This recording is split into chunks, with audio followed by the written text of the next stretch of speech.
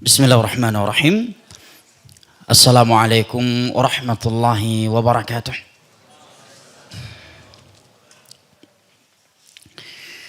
Innal hamdalillah nahmaduhu wa nasta'inuhu wa nastaghfiruh wa na'udzu billahi min shururi anfusina wa min sayyiati a'malina.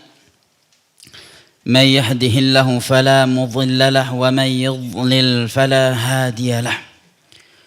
وأشهد أن لا إله إلا الله وحده لا شريك له وأشهد أن محمدا عبده ورسوله صلى الله عليه وعلى آله وصحبه وسلم تسليما كثيرا.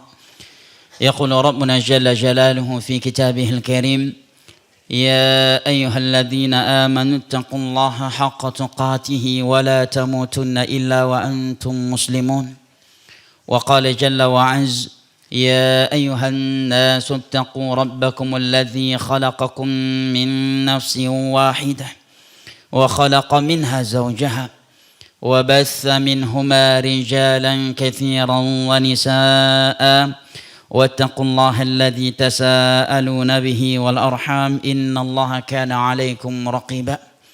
وقال تعالى: يا أيها الذين آمنوا اتقوا الله وقولوا قولا سديدا يصلح لكم أعمالكم ويغفر لكم ذنوبكم ومن يطع الله ورسوله فقد فاز فوزا عظيما. أما بعد فإن أصدق الحديث كلام الله وخير الهدي هدي محمد صلى الله عليه وسلم وشر الأمور محدثاتها فإن كل محدثة بدعة وكل بدعة ضلالة وكل ضلالة في النار. أعاذني الله وإياكم من النار. أيها الإخوة الكرام والأخوات الكريمات, jamaah sekalian yang ana cintai dan muliakan, rahimani Allah wa iyyakum wa baraka fikum.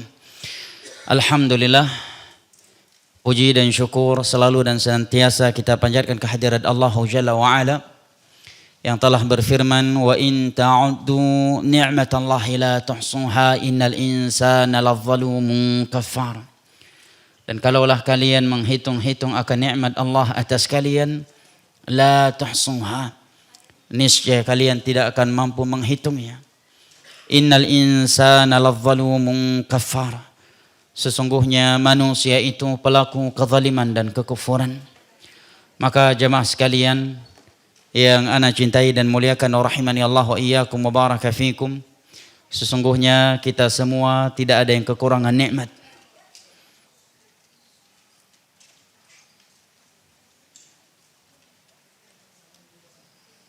Lanjut ibu-ibu, kami berikan waktu 2-3 menit untuk menyelesaikan kajiannya dulu. Gimana Bu, ada ustaz yang lebih baik dari ana? Ibu-ibu ngobrol, ana tunggu sampai selesai ngobrolnya, baru kita lanjut lagi. Mantap ya?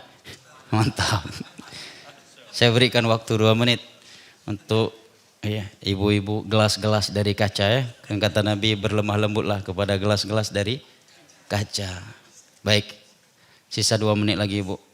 Lanjut Bu. Ya, begitu kita mulai lagi. Selesai Bu?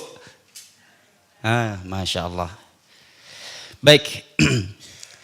Ikhwan al-kiram wa akhwati al-karimat, rahimani Allah wa iyyakum wa baraka fikum. Selalu dan senantiasa kita saling mengingatkan antara satu sama yang lainnya bahwa kita semua tidak ada yang kekurangan nikmat. Bahkan semua kita kebanyakan nikmat. Saking banyaknya nikmat yang telah Allah anugerahkan kepada kita sehingga Allah mengatakan: wa in ta'uddu ni'matallahi la tuhsuha. Seandainya kalian menghitung-hitung akan nikmat Allah, niscaya kalian tidak akan mampu menghitungnya. Apakah setelah mendengar ayat ini kita masih menganggap diri kita kekurangan nikmat?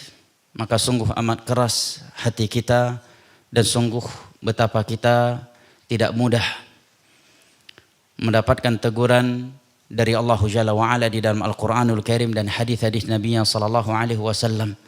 Apabila setelah mendengar ayat ini kita juga masih menilai diri kita kekurangan nikmat, maka tak salah jamaah dimuliakan Allah di dalam surat Ar-Rahman dari awal surat hingga akhir surat berulang kali Allah mengutarakan kepada kita firman-Nya fabi ayyi ala'i rabbikuma tukadziban. Karena mayoritas manusia ini seperti yang Allah katakan di dalam ayat yang lainnya wa qalilum min ibadiyasy syakur. Amat sedikit dari hamba-hambamu yang mau bersyukur, dari hamba-hambaku yang mau bersyukur. Bahkan iblis telah bersumpah di hadapan Allah dengan mengatakan tsumma la tajidu aktsarahum syakirin. Kemudian engkau tidak mendapati mayoritas mereka bersyukur. Maksudnya mayoritas mereka kufur. Karena tidak bersyukur kepada Allah Jalla wa'ala. Bahkan jamaah ini dimuliakan Allah, nikmat dunia sekalipun insya Allah kita tidak kekurangannya. Di dalam hadis yang sahih Nabi kita sallallahu alaihi wasallam bersabda man asbaha aminan fi sirbihi mu'afan fi jasadihi wa indahu qutu yaumih faka'annama hizat lahu dunya bihadafiriha. Barang siapa yang memasuki waktu pagi dalam keadaan ia merasa aman terhadap dirinya, tidak dalam keadaan takut akan dibunuh, diculik, ditembak, dibom dan sebagainya. Mu'afan fi jasadihi, sehat anggota tubuhnya. Wa indahu qutu yaumih, dan dia memiliki makanan pokok yang mencukupi harinya itu. Tidak lebih dari itu. Faka'annama hizat lahu dunya bihadafiriha. Maka seakan ia telah diberikan dunia beserta isinya.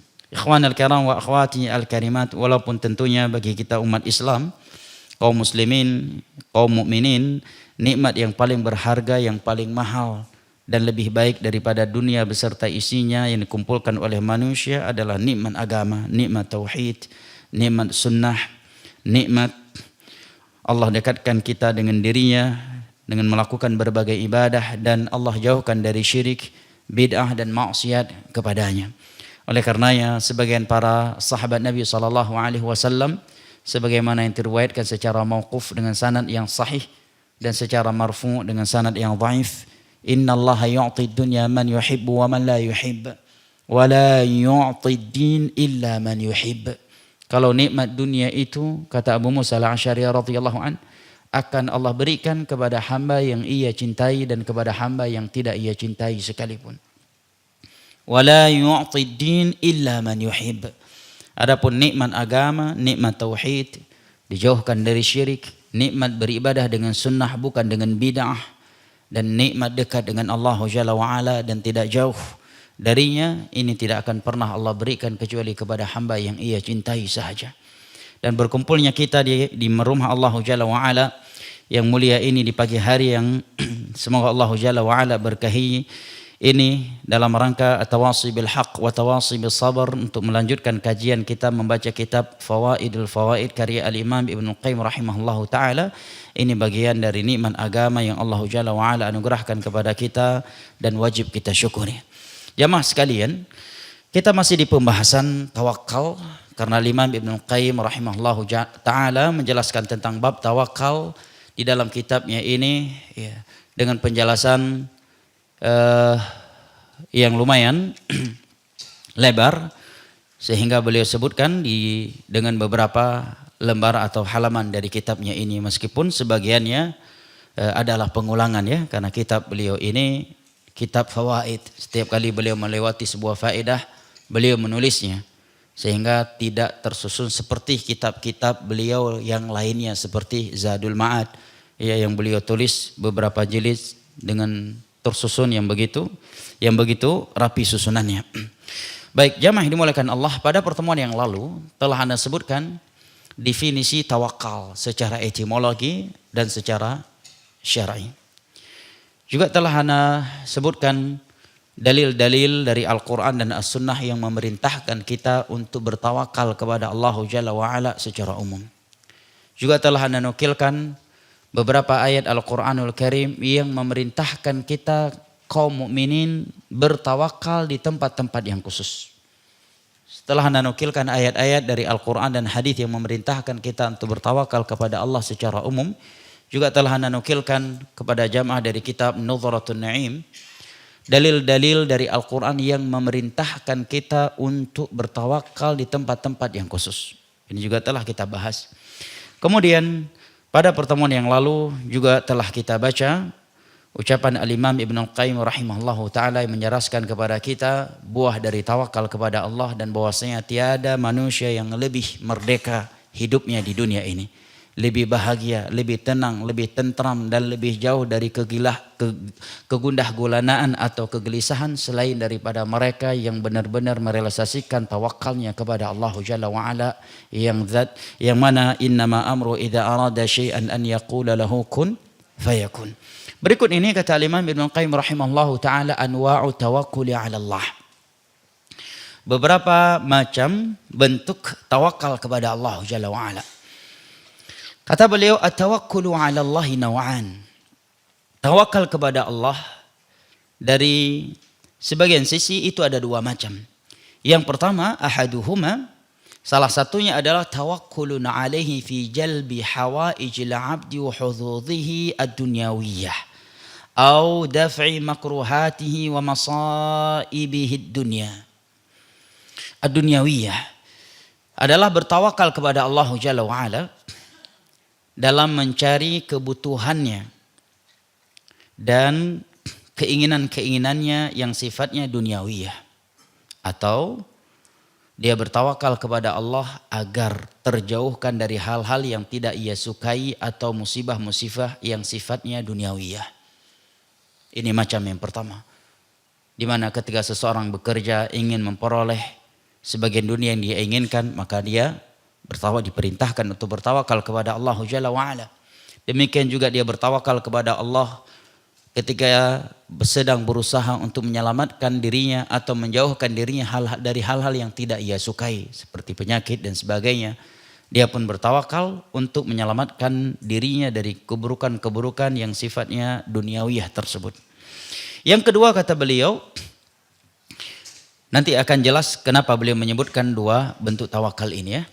Yang kedua kata beliau, at-tawakkulu 'alaihi fi husuli ma yuhibbuhu wa yardah min al-iman wal yaqin wal jihad wa da'wati ilaih. Tawakal yang kedua adalah bertawakal kepada Allah Jalla wa Ala di dalam mencari cintanya, menggapai ridhanya dari keimanan, keyakinan, berjihad dan berdakwah di jalan Allah Jalla wa Ala. Banyak manusia bertawakal kepada Allah Jalla wa Ala ketika mencari keuntungan duniawiyah dan menjauhkan hal-hal yang tidak ia sukai dari perkara dunia. Tetapi ketika dia melakukan hal-hal yang akan mendatangkan cinta dan ridhonya Allah, seakan ia tidak perlu dan tidak butuh untuk bertawakal kepada Allah. Padahal tanpa pertolongan dari Allah kita tidak bisa salat. Tanpa pertolongan dari Allah kita tidak akan mampu membaca Al-Quran. Tanpa pertolongan dari Allah kita tidak dapat hadir di majelis ilmu agama yang seperti ini. Nah, sebagian manusia kalau dia sedang berjuang, berkorban untuk mencari dunia yang dia inginkan dan sedang berusaha menyelamatkan dirinya dari kejelekan-kejelekan yang sifatnya duniawiyah, seringkali dia menghadirkan tawakal kepada Allah. Ketika mau keluar dari rumah untuk jualan, dia hadirkan ketawakalnya kepada Allah benar-benar. Ketika dia ingin berobat, dia pun benar-benar menghadirkan tawakalnya kepada Allah. Ketika dia ingin menyelamatkan dirinya dari mara bahaya yang sifatnya duniawiyah, dia pun benar-benar menghadirkan tawakalnya kepada Allah. Tetapi ketika dia hendak mencari cinta Allah, mencari ridha Allah dengan salat, baik salat wajib, salat sunnah, puasa wajib, puasa sunnah, sedekah, haji, umrah, zakat dan berbagai kebaikan yang lainnya, terkadang dia tidak sebenar-benarnya menghadirkan tawakal kepada Allah seperti ketika ia menghadirkan tawakalnya kepada Allah ketika mencari dunia. Memang manusia ini sesuai dengan skala prioritasnya. Manusia ini sesuai dengan cintanya. Ketika cinta terhadap dunia itu luar biasa, maka keluarlah darinya hal-hal yang luar biasa juga. Demikian juga tatkala cintanya terhadap akhirat itu luar biasa, maka tercipta pula darinya hal-hal yang luar biasa. Ikhwan al-kiram wa akhwati al-karimat. Kemudian Al-Imam Ibn Al-Qayyim rahimahullahu ta'ala mengatakan, wa baina naw'aini min al-fadli ma la yuhsihi ila Allah. Kedua-duanya, yakni kedua-dua macam tawakal ini ada keutamaannya tentunya. Diberikan keutamaan oleh Allah dengan keutamaan-keutamaan yang tiada yang mampu menghitungnya kecuali Allah. Karena memang kita diperintahkan untuk bertawakal kepada Allah dalam semua hal. Dalam perkara dunia dan juga dalam perkara akhirat. فَمَتَى تَوَكَّلَ عَلَيْهِ الْعَبْدُ فِي النَّوْعِ الثَّانِي حَقَّ تَوَكُّلِهِ كَفَاهُ النَّوْعَةِ الْأَوَّلِ تَمَامَ الْكِفَايَةِ. Akan tetapi menghadirkan tawakal kepada Allah pada model yang kedua, macam yang kedua kata Imam Ibn Qayyim, yaitu ketika seseorang ingin mencari cinta Allah dan meraih ridhonya, kalau dia benar-benar bertawakal kepada Allah dengan tawakal yang kedua, maka Allah Jalla wa'ala akan anugerahkan untuknya hal pertama yang ia inginkan dengan sempurna. Apa maksudnya? Maksudnya apabila seseorang benar-benar bertawakal kepada Allah dalam urusan akhirat, maka Allah jamin untuknya perkara dunia. Bahkan biasanya manusia ini dalam urusan dunia nggak perlu diajarin, nggak perlu diingatkan untuk berikhtiar. Ya. Gak diingatkan pun dia tahu. Bahkan dengan cara yang tidak halal pun dia tahu melakukannya. Ini manusia kalau terhadap perkara dunia.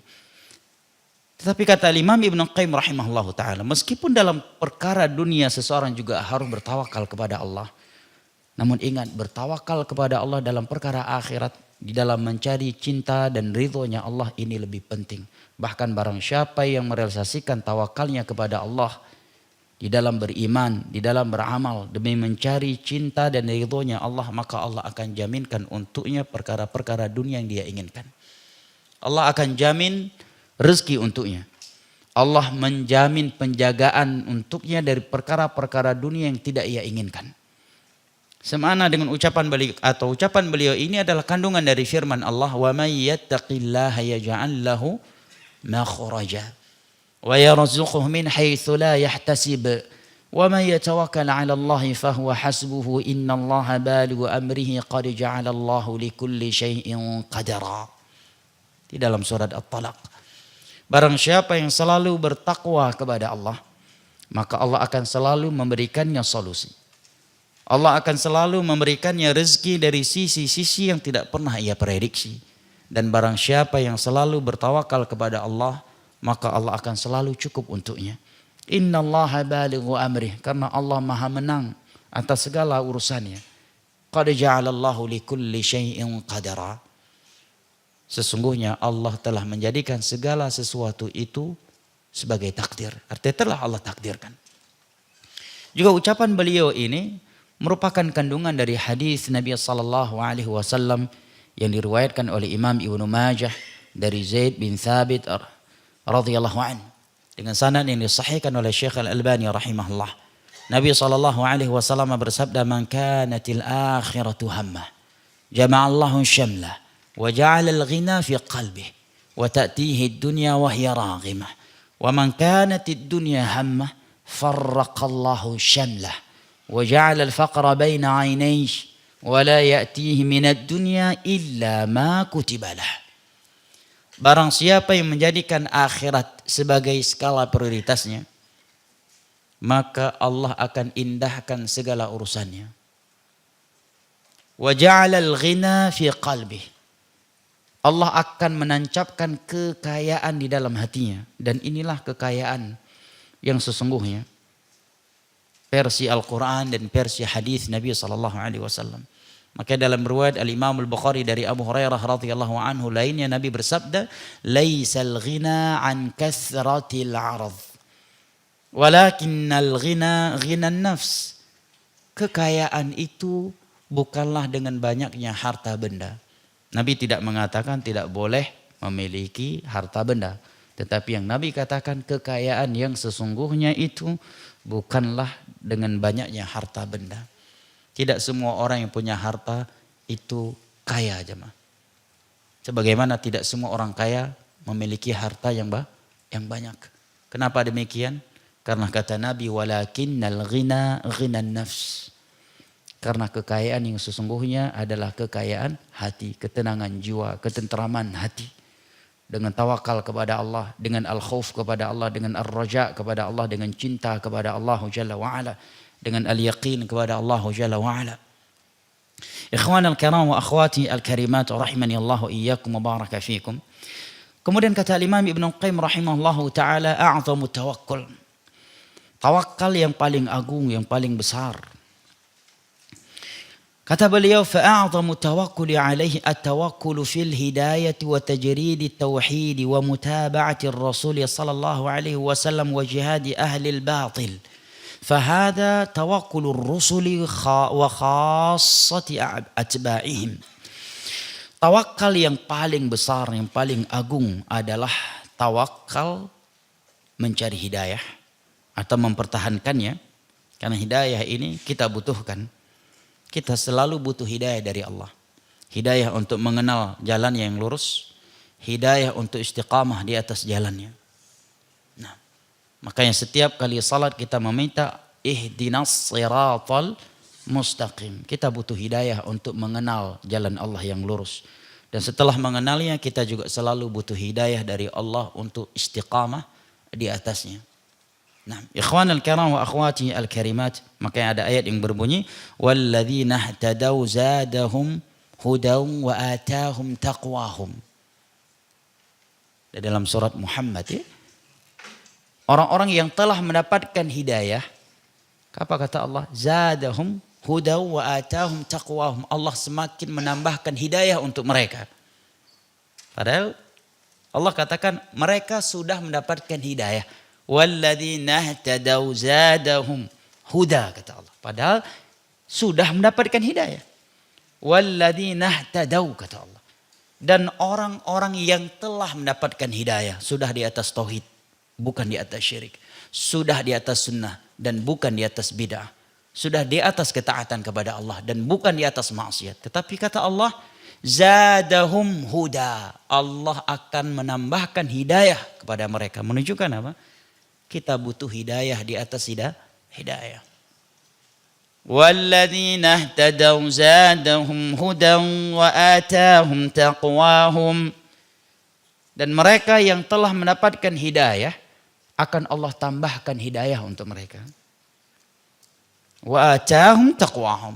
Dan Allah semakin menambahkan ketakwaan di atas ketakwaan mereka. Ikhwan al-kiram wa akhwati al-karimat rahimani Allah wa iyyakum wa baraka fikum. Nah, Imam Ibn Qayyim mengatakan tawakal yang paling agung adalah tawakal di dalam hidayah. Karena untuk mempertahankan hidayah yang ada jamaah yang dimuliakan Allah, kita butuh tawakal kepada Allah. Kata beliau yang kedua wa tajridi tauhid, di dalam memurnikan tauhid. Ini juga butuh tawakal untuk mempertahankan tauhid yang telah Allah berikan. Bagaimana agar kita tidak jatuh ke dalam berbagai syirik, baik syirik besar maupun syirik kecil. Apalagi kita yang sudah berada di sebuah zaman di mana syirik tidak lagi dinamakan syirik, tetapi sudah dinamakan sebagai ta'zimus salihin, mengagungkan orang saleh. Dinamakan dengan nama adab, ya, dinamakan dengan nama ritual-ritual syar'i, diberikan nama dengan nama ziarah-ziarah kubra. Padahal semua berbentuk syirik ketika dikaji. Bahkan orang yang tidak melakukannya dianggap tidak bertauhid. Dan yang melakukan ritual-ritual syirik tersebut itulah orang yang paling kuat akidahnya. Itulah orang-orang yang paham tauhid. Maka tanpa bertawakal kepada Allah, seseorang akan runtuh tauhidnya. Bahkan kalau dia tidak bertawakal kepada Allah, mungkin dia akan menukar tauhid yang telah Allah berikan tersebut dengan syirik yang telah Allah selamatkan sebelumnya. Maka Imam Ibn Qayyim mengatakan tawakal yang paling besar, yang paling agung adalah bertawakal di dalam hidayah. Tawakal fi wa tajridi tauhid, di dalam memurnikan tauhid. Yang ketiga kata beliau wa mutaba'atir Rasul sallallahu alaihi wasallam. Bertawakal kepada Allah dalam mengikuti Nabi sallallahu alaihi wasallam. Karena untuk mengikuti Nabi sallallahu alaihi wasallam kita membutuhkan tawakal yang sangat besar, yang sangat kuat ya. Karena dengan bertawakal kepada Allah, Allah akan menolong kita. Dan tanpa pertolongan dari Allah kita nggak akan mampu mengikuti Nabi SAW. Apalagi hari ini jemaah. Orang yang paling dibenci, yang paling sesat di mata mayoritas muslimin adalah orang yang paling mengikuti sunnah Rasulullah SAW. Itulah sampah-sampah masyarakat di mata manusia hari ini. Ya. Semakin seseorang mengikuti sunnah Rasulullah SAW di mata sebagian mayoritas manusia hari ini, dia dianggap sampahnya negara. Sampahnya masyarakat akan dipandang sebelah mata, akan dikatakan orang-orang yang mabuk agama katanya, konstekstual di dalam beragama, bahkan secara terang-terangan sebagian mereka dipanggil Wahabi ketika lewat, bahkan ada yang dicap sebagai antek-antek Yahudi. Tetapi sebaliknya orang yang paling menjauhi sunnah Nabi SAW hari ini, itulah orang yang paling berilmu, orang yang paling hikmah dakwahnya. Itulah dai sejuta umat. Nah, makanya ada hadis yang diriwayatkan oleh Imam Tirmidzi dari Anas bin Malik radhiyallahu anhu dengan sanad yang dhaif, namun datang dari jalan yang banyak sehingga disahihkan oleh sebagian ulama.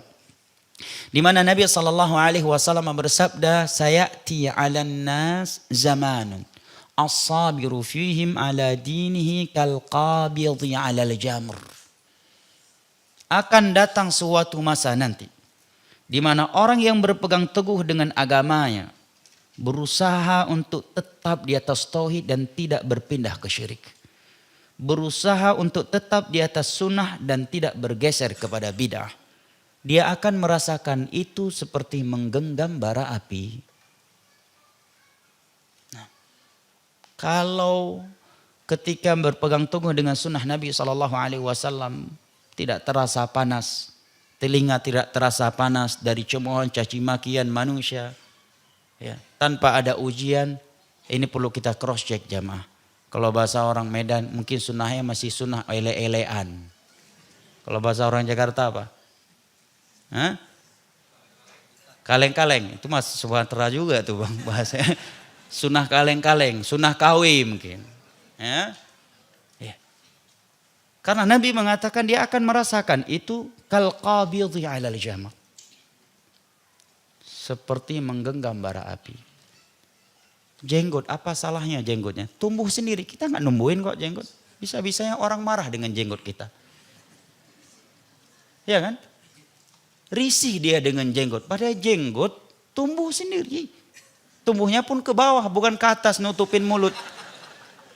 Ya kan? Tapi orang risih, katanya jorok. Tapi ada orang-orang yang gak punya jenggot sama sekali, tetapi memelihara kumis dan membiarkannya sudah seperti pisang goreng hangus. Menutupi mulutnya, sudah seperti jembatan hitam. Setiap kali makan harus didorong dulu itu. Itu kumis, itu gak dianggap jorok, justru dianggap jantan lu. Gagah banget tuh orang. Terbalik. Wanita-wanita yang nutup aurat dianggap mabuk agama. Terlalu taklid, fanatik buta terhadap agamanya. Dikatakan sok suci. Tetapi wanita-wanita yang obral aurat, udah diobral diskon lagi. Dianggap wanita-wanita yang banget modern. Yang modern banget. Ya. Itu fakta hari ini jamaah. Makanya beliau mengatakan untuk mengikuti Rasulullah SAW membutuhkan tawakal kepada Allah. Bahkan di sebagian tempat, sebagian orang hanya karena tidak melakukan zikir yang tidak sesuai dengan sunnah Nabi SAW. Setelah sholat 5 waktu dipecat jadi imam. Dan itu bukan 1-2 kasus. Dia nggak melarang jamaah lain untuk zikir keras-keras. Cuma dia sendiri karena dia tahu sunnah Nabi tentang zikir setelah sholat 5 waktu. Dipecat jadi imam. Padahal dia nggak melarang, belum melarang. Baru sekedar mengamalkan sunnah Nabi untuk dirinya. Dan tidak nyuruh jamaah yang lain karena dia tahu nggak sanggup. Ya. Belum nyuruh, dia sendiri mempraktekkan sunnah Nabi. Dipecat jadi imam. Gara-gara berzikir setelah salat 5 waktu dengan zikir yang Nabi anjurkan. Astaghfirullah 3 kali. Ya kan? Allahumma anta salam wa minka salam tabarak ya dzal jalali wal ikram. La ilaha illallah wahdahu la syarika la lahul mulku wa lahul hamdu wa huwa ala kulli syai'in qadir. La ilaha illa ant. Terus lanjutin. Zikir nggak habis sholat? Lanjutin.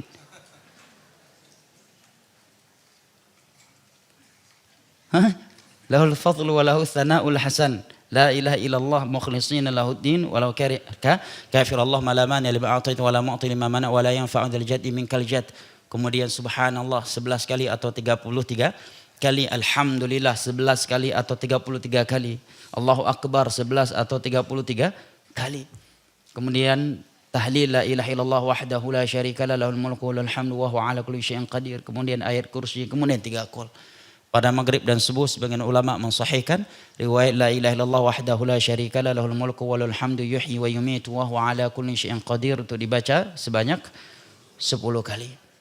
Dan datang dalam Sunan Ibnu Majah dari Ummu Salamah radhiyallahu anha, Nabi kalau selesai salat subuh juga membaca Allahumma inni as'aluka ilman nafi'an wa rizqan thayyiban wa amalan mutaqabbala. Sebagian imam, sebagian santri, sebagian teman-teman dipecat jadi imam gara-gara membaca zikir yang Nabi anjurkan setelah salat dengan sendirinya. Ini belum menyuruh jamaah, baru untuk dirinya sendiri dipecat. Nah, Anak punya anak saudara masuk, memang ya waktu itu di pesantren umum lah. Setiap selesai salat cuma dia sendiri yang zikirnya begitu. Ya, yang lain dengan keras-keras didatangi, dipukul tangannya, suruh angkat seperti santri yang lainnya. Nah, bahkan terancam dikeluarkan dari pesantren kalau zikirnya masih seperti itu. Membutuhkan tawakal untuk mengikuti sunnah Nabi SAW hari ini. Makanya lihat bahasa Al-Quran ketika Allah mengatakan Nabi kita adalah uswah hasanah. Allah mengatakan laqad kana lakum fi rasulillahi uswatun hasanah. Apa ayat setelahnya? Liman kana yarjullaha wal yawmal akhir wa dzakarallaha katsiran. Yaitu bagi mereka yang mengharapkan pertemuan dengan Allah, merindukan kampung akhirat dan banyak mengingat Allah. Kalau kita tidak banyak ingat surga neraka aja mah, nggak banyak ingat hari kiamat, nggak bakal berani berpegang teguh dengan sunnah Nabi ini jamaah. Ya kan? Dikit dipanggil, semenjak kapan lo jadi ustazah kok pengen begitu, besok diupdate jilbabnya jadi jilbab gaul dikit. Ya kan? Itu jenggot ente kok kayak kambing gitu, mulai cukur lagi. Tapi kalau dia ingat akhirat, surga, neraka, tentang hari kiamat, tentang as-sirat, tentang hisab, tentang mizan, tentang alam barzah, nggak peduli dia. Mau dipuji, mau dicaci, nggak akan peduli be. Yang terpenting baginya bagaimana dia mati husnul khatimah, di alam barzah selamat dari azab, di hari kiamat Allah mudahkan urusannya di padang mahsyar, bisa melewati as-sirat, tidak diberhentikan di al-qantarah, dimasukkan ke dalam surga dan tidak disentuh oleh api neraka. Karena itulah cita-citanya tertinggi. Dan ini nggak mudah jamaah. Di sebagian tempat seseorang bisa terancam diusir dari kampungnya hanya karena meyakini Ar-Rahmanu 'alal 'arsy istawa, ayat. Ketika disampaikan dia, kalian jangan jadi orang yang konstektual. Bahkan di sebuah daerah masih tersimpan itu di YouTube. Seorang guru agama mengumpulkan siswa-siswanya di tanah lapang, di tempat yang terbuka. kemudian mendoktrin mereka. Barang siapa yang mengatakan Allah di atas langit beristiwa di atas arsy-Nya, dia kafir murtad. Masih ada di YouTube. Jadi jamaah, memegang sunnah Nabi itu seperti menggenggam bara api. Itu bukan sekedar istiqomah tidak jatuh ke dalam khamar, zina, judi, ya, masalah jenggot semata, masalah celana cingkrang semata, masalah cadar semata, hijab syar'i, itu bagian dari itu. Tapi yang lebih penting dari itu adalah bagaimana seseorang mampu menggenggam sunnah ini yang sifatnya akidah seperti menggenggam bara api. Nah, berpegang teguh dengan sunnah Nabi SAW yang sifatnya akidah, ini jauh lebih penting daripada hal yang sifatnya ibadah. Demikian juga berpegang teguh dengan sunnah Nabi agar tidak jatuh ke dalam bid'ah. Ini jauh lebih penting daripada berpegang teguh dengan sunnah Nabi agar tidak jatuh ke dalam maksiat. Apalagi di sebagian tempat memang orang yang melakukan bid'ah itulah orang yang paling sunnah, yang paling ahli ibadah. Subhanallah. Ya. Mungkin bagi orang yang tinggal di kota-kota besar terkadang terlalu berat. Ya. Tapi di daerah jamaah bu, Anda hanya sekedar nggak ikut hadir di acara maulid, bermasalah antum di kampung itu. Itu belum merasakan itu karena tinggalnya di kota. Hanya nggak ikut, padahal katanya khilaf, ya kan? Kita ambillah berlapang dada perayaan maulid khilafiyah, ya kan? Katanya khilafiyah, betul kan? Bukan wajib katanya, adat lah. Orang nggak ikut kok dibilang Wahabi. Hanya karena nggak ikut maulid. Apalagi yang undang keluarga besar, tok dia yang nggak hadir. Dasar saudara kita yang Wahabi satu ini. Apalagi di beberapa daerah jamaah, acara maulid itu sakral. Sakral banget. Di Aceh ente nggak libur, nggak pulang acara maulid, dia lebih siap resign dari kerja dia. Kalau bosnya melarang dia pulang di hari maulid. Hari yang paling sakral lagi adalah hari ke-7 setelah kematian, acara makan besar-besaran. Lebih baik dia nggak pulang hari Idul Fitri dan Idul Adha daripada nggak pulang hari itu. Itu hari yang sangat sakral. Bahkan silaturahim bisa putus sebab itu. Tetapi terkadang nggak putus kalau dia Idul Fitri, Idul Adha nggak ke rumah pamannya, nggak ke rumah sepupunya. Tapi hari ke-7 nggak datang, hari ke-40 juga nggak datang, selesai loh. Iya. Sampai hari kiamat kubro dicap Wahabi ente. Iya. Berat ya mah.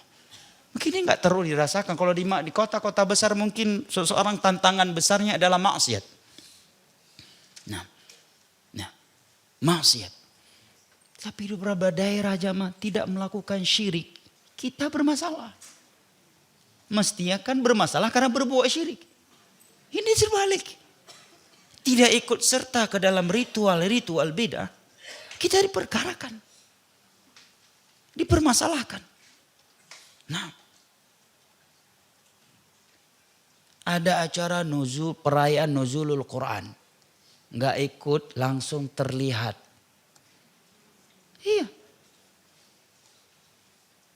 Maka kata beliau di dalam mengikuti sunnah Nabi SAW butuh tawakal.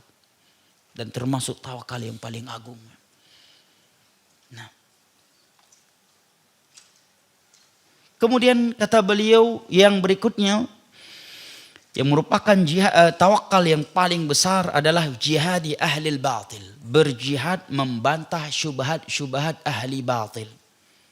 Ini juga membutuhkan tawakal yang sangat besar jamaah. Tanpa tawakal kepada Allah yang sangat kuat, seseorang tidak mungkin mampu dan berani membantah syubhat orang yang membolehkan syirik, syubhat orang yang menyeru kepada bid'ah, dan syubhat mereka yang menghalalkan apa yang Allah haramkan. Membutuhkan keberanian. Karena dia bakal dibuli. Karena manusia ini secara umum jamaah, ketika diajak kepada kebenaran, mereka tidak frontal, tidak membantah. Demikian juga ketika kita menyampaikan kebenaran kepada keumuman manusia.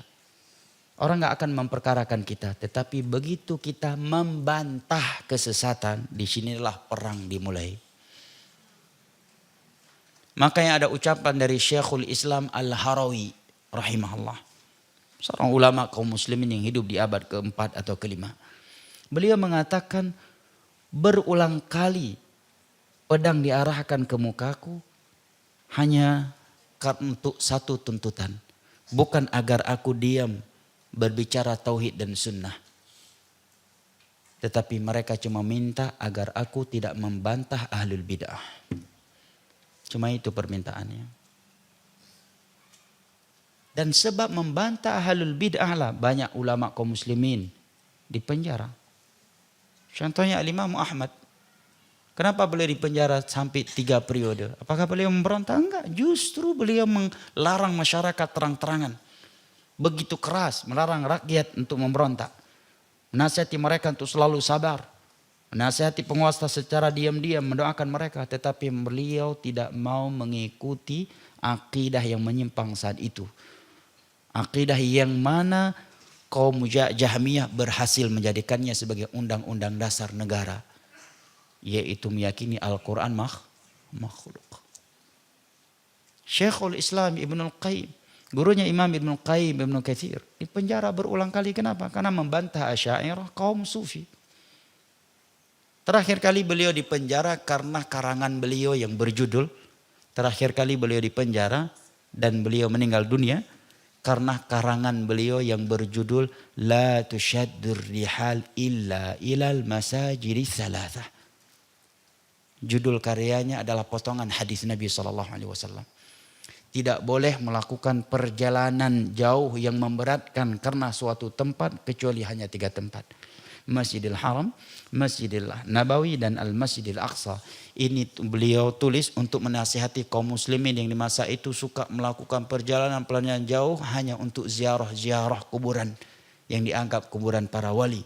Ziarah kubur wali sebelum Ramadan, ya, setelah Ramadan. Maka beliau menulis tulisan ini sebagai nasihat untuk kaum muslimin. Beliau pun dipenjara karena tuntutan para ulama sufin hari itu. Dipenjara sampai meninggal dunia di Suriah.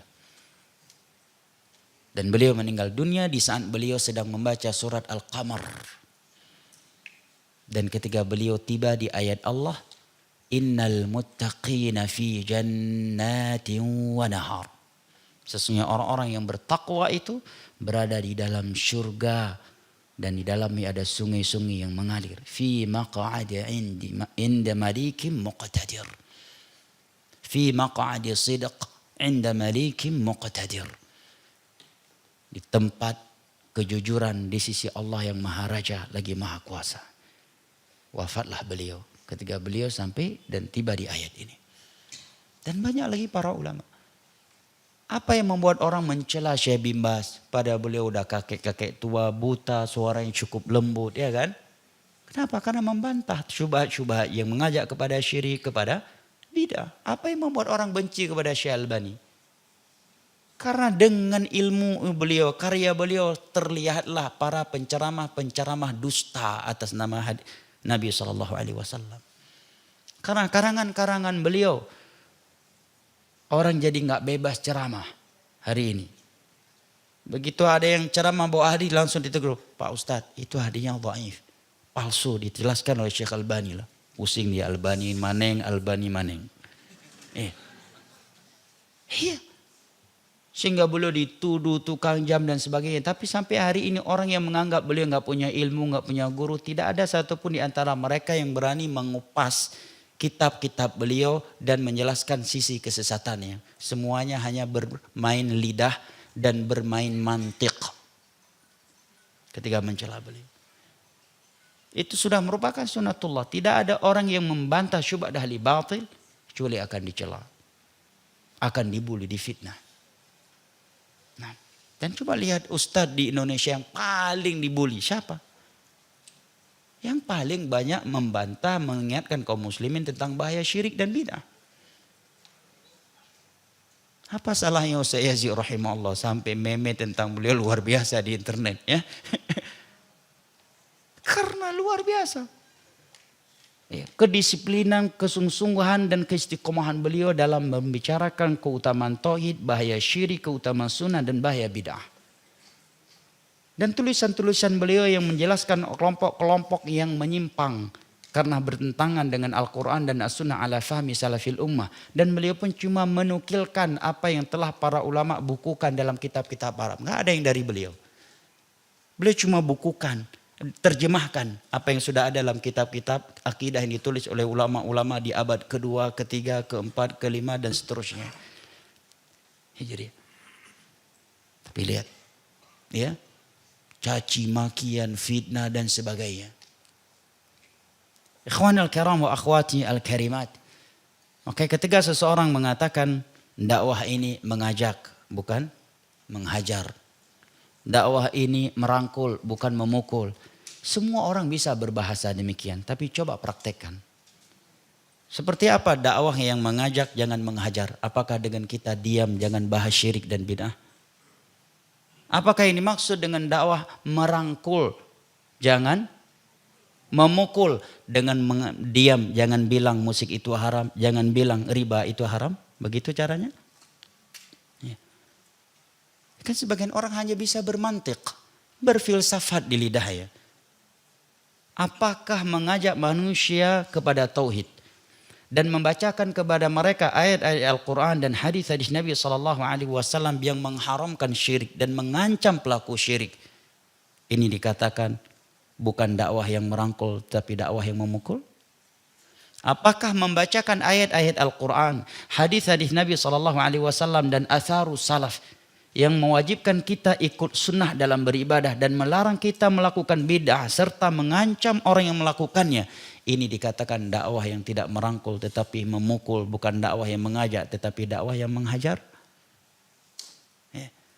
Apakah membacakan ayat-ayat dan hadis-hadis Nabi serta ijma' para salaf yang menerangkan haramnya musik, haramnya riba dan membantah syubhat-syubhat orang yang menghalalkannya? Inilah yang dakwah yang dikatakan yang tidak mengajak tetapi menghajar, yang tidak merangkul tetapi memukul. Berarti sejatinya Al-Quran dan hadis yang ditolak. Nah, ikhwanul kiram wa akhwati al-karimat, inilah kondisi zaman kita. Yang sudah Nabi SAW beritahukan jauh hari sebelum beliau wafat. Di dalam hadis yang diriwayatkan oleh Imam Ibnu Majah dengan sanad yang sahih dari Abu Hurairah radhiyallahu anhu, Nabi SAW bersabda, "Satati 'alan nasi sanawat khadda'at, yusaddaqu fiha al-kadhib wa yukadzabu fiha as-sadiq, wa yu'tamanu fiha al-kha'in wa yukhawwanu fiha al-amin, wa yatakallamu fiha ar-ruwaybidah." Qalu wa man ruwaybidatu ya Rasulullah? Qala ar-rajulu at-taffih yatakallam fi amri al-'ammah. Sungguh akan datang masa-masa yang penuh dengan pemutarbalikan fakta. Orang yang jujur, yang benar di hari itu akan dicap sebagai pendusta, sebagai orang yang sesat. Seorang yang dusta, yang sesat akan dinilai sebagai orang yang jujur dan benar. Orang yang amanah akan dianggap pengkhianat. Orang yang suka berkhianat justru dinilai amanah dan diberikan amanah. Ketika masa yang sudah seperti itu, maka si Ruwaybidah mulai bermunculan, banyak bicara. Siapakah Ruwaybidah itu wahai Rasulullah yang banyak bicara dan bermunculan di masa yang sudah seperti itu? Tanya para sahabatnya. Maka Nabi menjawab, ar-rajulu tafih yatakallam fi amril 'ammah. Orang yang dungu, jahil, enggak punya kapasitas, tetapi membicarakan urusan-urusan yang mencakup kaum muslimin. Urusan yang mencakup kaum muslimin adalah urusan agama. Kita berada di Indonesia, bicara masalah Islam berarti kita telah membicarakan agama seluruh muslim di dunia. Anda mengatakan ini halal, ini haram, ini wajib, ini sunnah. Anda telah membicarakan perkara seluruh muslim di dunia. Kita telah membicarakan perkara muslim di Palestina, muslim di Suriah, muslim di Somalia, di Saudi, di Mesir. Kenapa? Karena Islam milik mereka. Universal. Setiap kali seorang membicarakan masalah Islam berarti dia telah membicarakan urusan keumuman kaum muslimin. Apa yang Nabi beritakan sungguh benar jemaah. Hari ini orang yang paling berani bicara agama adalah orang yang paling banyak followernya. Yang paling banyak followernya itulah ulama kibar hari ini. Itulah ustadz kibar hari ini. Artis tobat, alhamdulillah, senang bahagia kita. Tapi masalahnya jadi dai. Tanpa belajar, hanya bermodalkan saya public figure. Sehingga memberikan kesimpulan-kesimpulan yang aneh yang bertentangan dengan kesimpulan para sahabat, para tabi'in dan tabi'ut tabi'in. Pendeta masuk Islam, alhamdulillah. Tapi harus belajar dulu. Dia harus bersihkan dulu itu akidah. Bagaimana akidah yang sesat dan pernah ada di dalam kepala seseorang bisa bersih dan keluar total kalau dia belum membersihkannya dengan memasukkan akidah yang lurus. Dan akidah yang lurus nggak dapat dengan mimpi. Hanya didapatkan dengan duduk bersimpuh mempelajarinya di sisi seorang guru yang memiliki akidah yang sahihah. Akidah yang sahihah itu tidak datang dari pengalaman dakwah yang lama. Datangnya dari Al-Quran dan As-Sunnah ala fahmi salafil ummah yang diajarkan oleh seorang guru. Apa yang Nabi katakan tadi sungguh benar.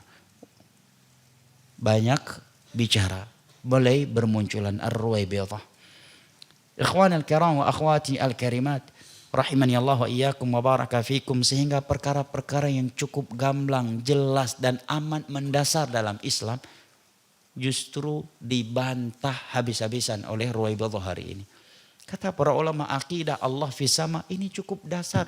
Bahkan Imam Nuqim menukilkan ini akidah berada di dalam seluruh kitab-kitab samawi. Bahkan dalam Al-Quran disebutkan orang yang pertama kali mengingkari keberadaan Allah di atas langit adalah Firaun. Ya Haman ibn li sarh la'alli ablughus asbab samawati fa'attali'a ila ilahi Musa wa inni la'adhunnuhu kadiba. Tapi hari ini justru yang meyakini Allah fis sama, Allah alal arsy istawa dikatakan sesat, wahabi, antek-antek Yahudi, atau dengan bahasa yang menurut mereka ilmiah mujassimah. Seolah-olah ketika kita meyakini Allah di atas langit beristiwa di atas arsy-Nya, seolah-olah kita sedang mengatakan Allah butuh kepada makhluk yang maha kaya. Seolah-olah Allah diliputi oleh makhluknya. Ini konsekuensi yang datang dari kepala yang sudah kotor dengan syubhat, filsafat. Yang setiap kali dia mendengar ayat yang berbicara tentang sifat Allah, langsung yang terpikirkan olehnya adalah sifat makhluk. Akhirnya dia ingin menolaknya, takut karena ada ayat dan hadisnya. Akhirnya dia mentakwilnya.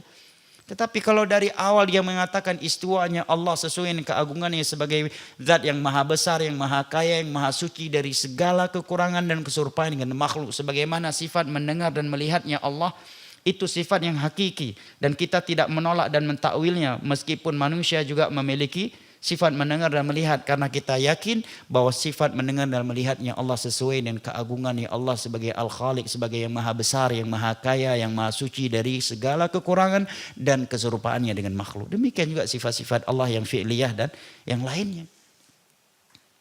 Ikhwan al-kiram wa akhwati al-karimat, jawab ucapan Al-Imam Ibn Qayyim ini luar biasa dalamnya. Luar biasa dalamnya.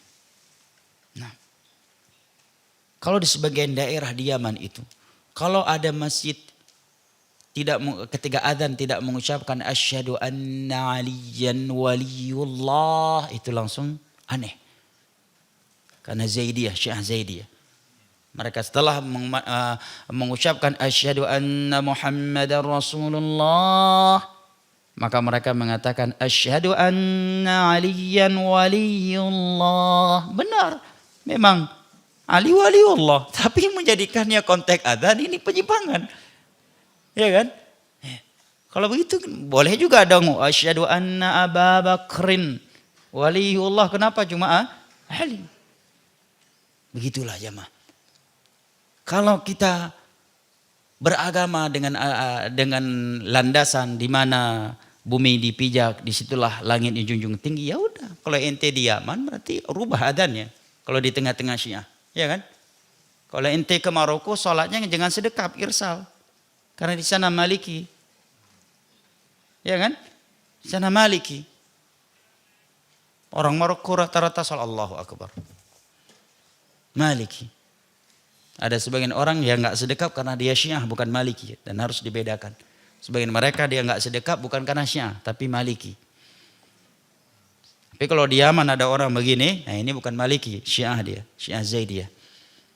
Nah, al-muhim jamaah ini mulakan Allah, bahwasanya mengikuti sunnah Nabi dan berjihad melawan membantah syubhat-syubhat alul batil ini membutuhkan tawakal, bahkan a'zamu tawakul. Tawakul yang paling besar, yang paling agung, dan inilah tawakalnya para rasul dan orang-orang yang paling mengikuti mereka.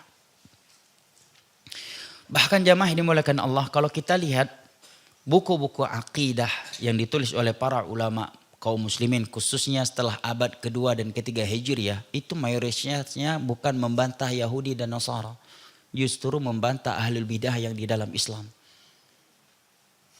Buku Imam Ahmad, ya, Usulus Sunnah, juga Sunnah Al-Humaidi, gurunya Al-Imam Al-Bukhari, Asy-Syariah lil Ajuri, dan kitab-kitab akidah lainnya. Justru fokus bantah ahlul bidah. Nah, karena terkadang seorang muslim, kalau Yahudi dan Nasara datang bicara agama, kita langsung gap. Ada gap di sini. Ya Yahudi, Nasrani, masa kita dengarin, ya kan?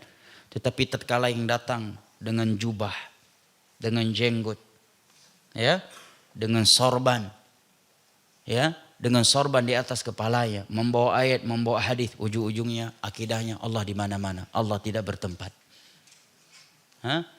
Ujung-ujungnya mengajak kepada ritual-ritual syirik, ritual-ritual bidah, ujung-ujungnya menghalalkan apa yang Allah haramkan. Ini yang paling mudah membuat kaum muslimin tersyubhati, tersyubhat. Maka ini Imam Ibnu Qayyim rahimahullah ta'ala sendiri banyak tulisan beliau membantah ahli ta'til, ahli ta'wil. Dan terkhusus terkait akidah asma was sifat. Ikhwan al-kiram wa akhwati al-karimat, al-muhim tawakal yang paling agung adalah tawakal di dalam hidayah, tawakal dalam memurnikan tauhid, tawakal dalam mengikuti sunnah Rasul, tawakal di dalam berjihad melawan ahlul batil. Maksud lawan di sini jihad argumen, ya. Perang ideologi, membantah syubhat-syubhat ideologi-ideologi yang bertentangan dengan Al-Quran dan As-Sunnah ala fahmi salafil ummah, tetapi tersamarkan bagi kaum muslimin dan dianggap itulah ideologi yang benar. Kemudian kata Imam Ibnu Qayyim rahimahullahu ta'ala, والتوكل تارة يكون توكل اضطرار وإلجاء بحيث لا يجد العبد ملجأ ولا وزرا إلا التوكل كما إذا ضاقت عليه الأسباب وضاقت عليه نفسه وظن أن لا ملجأ من الله إلا إليه. Kemudian beliau menyebutkan tawakal dari sisi lain juga ada dua macam. Yang pertama tawakal idtirar, tawakal darurat, nggak ada pilihan lain. Seperti kata beliau, tidak ada jalan keluar, tidak ada tempat dia berlindung kecuali kepada Allah. Semua sebab telah sempit, telah tiada, telah hilang. Bahkan dunia ini sudah amat sempit baginya, tiada tempat untuk dia berlindung kecuali Allah Jalla wa'ala. Nah, tawakal yang seperti ini, kata beliau, وَهَذَا لَا يَتَخَلَّفَ عَنْهُ الْفَرَجُ وَالتَّيْسِرُ الْبَتَّةِ. Tawakal dalam kondisi yang seperti ini tidak pernah ke lapangan dan kemudahan itu tidak datang. Artinya pasti datang. Karena ada akidah dalam agama kita ini, semakin seseorang berada di dalam kegentingan dan kesempitan, semakin dekat pula ke lapangan dan kemudahan. Meskipun terkadang seorang nggak bisa melakukan sebab lagi, sebabnya udah hilang. Dunia udah sempit. Nah, ini akidah kita jamaah. Makanya semakin kita berada di dalam kegentingan, semestinya semakin kuat optimis dan tawakal kita kepada Allah Jalla wa'ala. Bukankah Allah berfirman, amma yujibul muttarra idza da'ah. Siapakah yang mengabulkan doa orang yang sedang berada di dalam kondisi yang darurat selain Allah Jalla wa'ala. Terkadang kita akan mengalami kondisi-kondisi di mana kita tidak ada kemampuan untuk berikhtiar sama sekali selain tawakal kepada Allah. Dan tentunya banyak sekali contohnya. antum terlilit hutang yang begitu banyak misalnya. Antum sudah bangkrut habis-habisan. Gak ada lagi orang yang mau membantu ente. Gak ada lagi ikhtiar yang bisa dilakukan. Atau contoh lainnya mengalami turbulensi dalam pesawat. Ikhtiar apa yang bisa antum lakukan? Pilot aja udah takbir. Pesawat udah nungging. Asap udah keluar. Bahkan udah ada perapian. Selain tawakal udah. Mau bilang apa? Mau buat apa? Antum melompat. Mau tentara bukan tentara. Mau sipil, mau militer. Sama semua di dalam pesawat saat itu. Ya kan? Mau petinju bukan petinju. Orang kuat, orang lemah. Gak ada lain. Selain Allah saat itu. Udah bismillah tawakal ala Allah. Perbanyak istahlil, perbanyak tahmid. Perbanyak ingat Allah, kuatkan optimis kepada Allah. Nah, ketika seseorang berada di tengah-tengah laut mencari nafkah diterjang oleh ombak-ombak besar. Sebab apa yang bisa dia lakukan sementara dia dengan sampannya yang begitu kecil dan seorang diri? Kondisi yang darurat. Nah, kondisi-kondisi yang seperti ini ya, pasti akan datang ke lapangan dan kemudahan. Oleh karenanya semestinya semakin kuat pula tawakal kita kepada Allah Jalla wa'ala. Yang kedua kata beliau taratan yakunu tawakal ikhtiar. Tawakal yang ikhtiar di mana masih ada kesempatan untuk berikhtiar. Karena ada sebab-sebab terjadinya suatu kebaikan atau selamatnya dia dari kejelekan masih terlihat jelas dan mampu ia lakukan. Nah, sebab-sebab ini banyak ada yang diperintahkan secara khusus, secara syar'i, ya, seperti minum madu karena ada perintah khusus.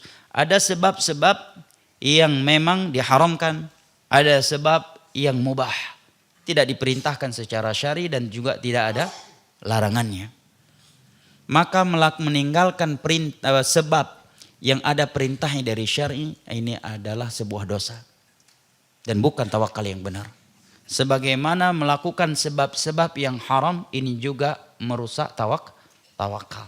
Sisalah sebab yang mubah. Sebab yang mubah ini dibagi oleh para ulama dengan rincian apabila dominan sangkaan kita itu sebab memberi pengaruh. Memberi pengaruh. Maka dianjurkan untuk kita lakukan dengan syarat tidak bergantungannya hati dengan sebab-sebab tersebut. Ya. Tetapi apabila sebab-sebab yang tidak diperintahkan tersebut, yang mubah tersebut, dominan sangkaan kita malah tidak menimbulkan kebaikan, tidak menyelamatkan kita dari kejelekan, maka khilaf di antara ulama. Sebagian ulama mengatakan lebih baik untuk tidak dilakukan. Sebagian ulama mengatakan dilakukan. Kemudian yang berikutnya jamaah yang dimuliakan Allah, sebab-sebab yang mubah, tetapi ketika seseorang melakukannya ada kegantungan hati terhadapnya. Sementara taksirnya tidak ada, sama sekali tidak ada. Sama sekali tidak ada. Ini bahkan bisa jatuh ke dalam tatoyur terkadang. Nah, apa taksirnya unyal-unyal sebagai tanda istrinya dua? Ya kan? Apa sisi pengaruhnya seekor kupu-kupu dengan datangnya tamu? Apa sisi pengaruhnya tidak memakai baju warna hijau ketika pergi ke pantai apa? Selatan. Apa ngaruhnya? Makanya di sini jamaah ini dimuliakan Allah disebutkan faedah oleh beberapa para ulama tentang sebab, melakukan sebab ya. Secara umum pada pertemuan yang sebelumnya kita telah membaca ayat-ayat Al-Quran dan hadis-hadis Nabi SAW yang memerintahkan kita untuk melakukan sebab di dalam bertawakal. Bahwa tawakal yang benar adalah kejujuran hati dalam menyerahkan segala urusannya hanya kepada Allah. Yakin bahwa Allah akan melakukannya, menunaikan janjinya, kemudian dengan melakukan sebab. Nah, para ulama membahas sebab itu secara umum ada 3. Ya. Sebab ya secara umum ada 3 derajat. Yang pertama adalah sebab yang memang secara takdir dan kehendak Allah ada pengaruhnya seperti makan. Makan besar nggak pengaruhnya untuk menghilangkan lapar? Secara takdir kauni ada. Maka meninggalkan makan dengan alasan bertawakal ketika lapar ini junun kata para ulama. Bentuk kegilaan. Bertentangan dengan akal. Bahkan memperolok-olok agama ini. Yang kedua, laisat mutayaqqanah. Sebab-sebab yang tidak pasti 100%. Ya, dhanniyah. Contohnya kerruqa. Ruqyah. Melakukan pengobatan kai. Ini kan tidak pasti. Ya. Tidak pasti 100%. Ada orang yang udah ruqyah belum sembuh juga. Ada yang sembuh. Ada yang setelah dibekam sembuh. Ada yang tidak. Dan disebutkan oleh syar'i. Ya. Solusi. Nah, sebab yang seperti ini.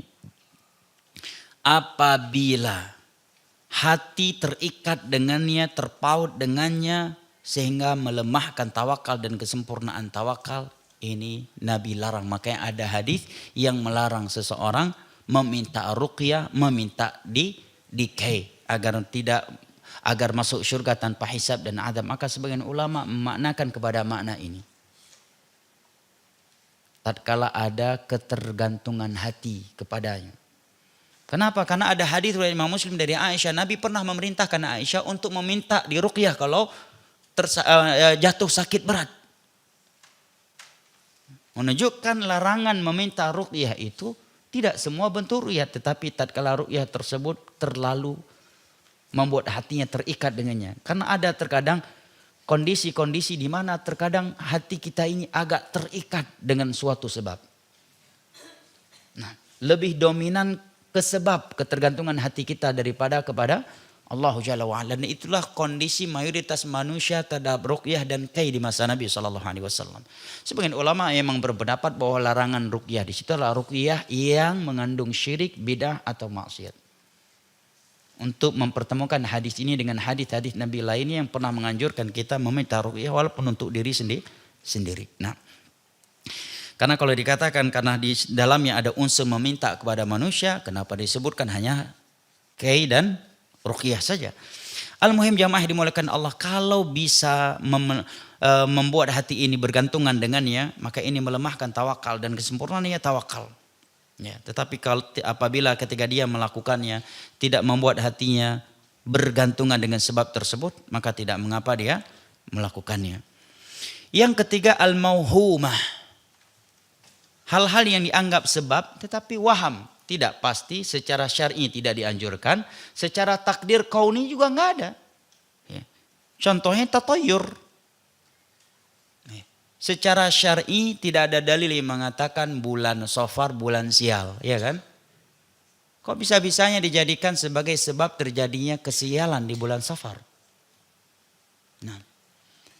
Secara syar'i tidak, secara takdir juga tidak. Nikah sama sepupu atau anak bungsu dengan bungsu nanti akan sial rumah tangganya. Ini keyakinan sebagai orang Jawa kan. Anak bungsu nggak boleh nikah sama anak bungsu. Atau sama sepupu nanti anak yang lahir akan cacat dan sebagainya. Nah, atau terkait malam kliwon. Atau ke sebagian tempat kalau nabrak kucing. Dia harus berhenti, itu kucing harus dikuburin dan bagi-bagikan garam kalau di Aceh. Kalau di sini bagi-bagikan garam enggak? Habis nabrak kucing. Apa juga yang dilakukan? Kuburin doang. Bagi duit, lebih mantap lagi. Ya. Kalau sebagian tempat di Aceh bagi-bagikan garam. Nabrak manusia dia kabur. Enggak khawatir sial setelah itu. Nabrak kucing kalau enggak balik lagi itu kucing dia ambil dikuburin kemudian bagi-bagikan garam. Bakal takut sial seumur hidup. Demikian juga di sebagian masyarakat di Aceh ada keyakinan kalau garam, khusus garam, nggak boleh ketika matahari udah tenggelam kita pinjam garam ke rumah orang lain. Misalkan ini lagi masak nih, Anda masih ingat tuh masa-masa kecil. Butuh garam. Mau pergi ke rumah nenek, suruh tunggu dulu. Minimal setelah selesai sholat maghrib. Ada nggak di Jawa? Nggak ada ya? Iya. Banyak sekali hal-hal yang dianggap sebagai sebab kejelekan. Tetapi secara syar'i tidak ada dalilnya. Secara takdir kauni juga tidak. Atau contoh lainnya pesiju. Nggak tahu di Jawa ada nggak? Tepung tawar, tahu? Ya, kalau dia punya mobil baru, rumah baru, istri baru, mau umroh, mau haji, damai. Kan orang yang berantem atau hewan kurban yang mau disembelih di sebuah daerah, Anda nggak mau nyebutkan nama daerahnya. Itu dilakukan tepung tawar atau pesiju. Menggunakan daun-daun khusus, nanti dicelupkan air, kemudian ada beras, ada ketan ya.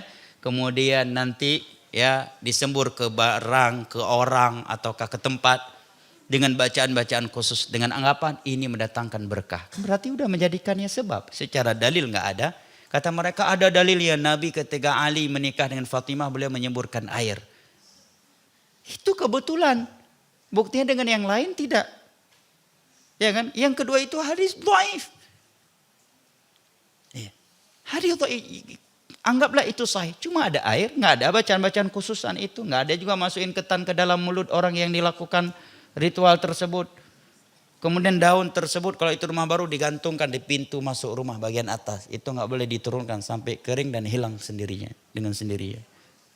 Nah, ini sebab-sebab yang seperti ini tidak boleh dilakukan. Ini rincian terhadap sebab. Ya. Ikhwan al-kiram wa akhwati al-karimat rahimani Allah wa iyyakum wa baraka fikum. Juga faedah tambahan terkait tawakal sehingga apa yang disebutkan oleh Imam Ibnu Qayyim rahimahullahu taala di sini terwakilkan dengan beberapa catatan berikut ini. Adalah awaiq at-tawakkul, penghalang-penghalang tawakal. Kurang lebih ada 4. Kita udah bahas definisi tawakal secara etimologi, secara syar'i, ayat-ayat yang memerintahkan kita secara umum bertawakal, ayat-ayat yang memerintahkan kita secara khusus tentang tawakal. Kita juga sudah memahami tadi terkait sebab ada 3 ya. Berikut ini awaiq at-tawakkul, penghalang-penghalang tawakal. Yang pertama al-jahal bimaqamillah. Kejahilan, kebodohan seseorang tentang keesaan Allah dalam hal rububiyah, dalam uluhiyah dan nama-namanya yang maha indah dan sifat-sifatnya maha tinggi. Karena sebagian orang terlalu cepat pesimis. Kenapa? Karena dia nggak kenal keagungan Allah, ya kan?